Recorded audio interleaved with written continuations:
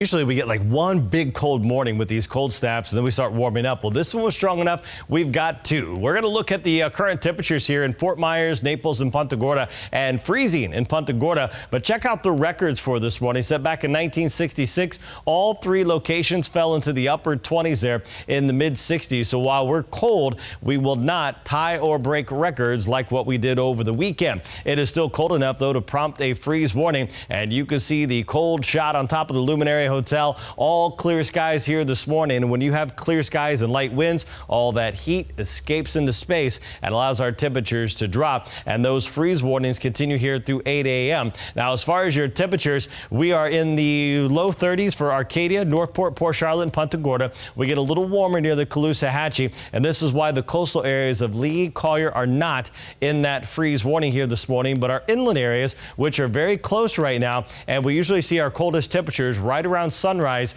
Yesterday, when we tied the record in Fort Myers, it was 7 o'clock on the nose, and even though we are cold this morning, it is a couple degrees warmer. I know, perspective, right? But as we go through the next couple of days, we'll continue to warm up. Our feels like temperatures, when you factor in the light wind, in the upper 20s there for Northport, Arcadia, down to 30 there in Palmdale. And the good news is today's wind forecast keeps it below 10 miles per hour all afternoon long, and we'll see that sunshine. And slowly but surely, the next couple of days, our winds start to turn a little more out of the east, and that's going to start a warming trend. One thing we won't have to talk much about is the radar, because things are going to stay quiet. You see your forecast here for today. Once that freeze warning expires at 8, we're going to be sunny and cool. Your sunset at 6:09, and like yesterday, should be a beautiful one. A lot of orange and yellows yesterday with that sunset, and you can see our average for this time of year in the morning should be 55. It gives you a little bit of perspective on how cold we actually are. This ridge of high pressure is going to keep things quiet, and eventually, as it shifts off to the east, gives us that return flow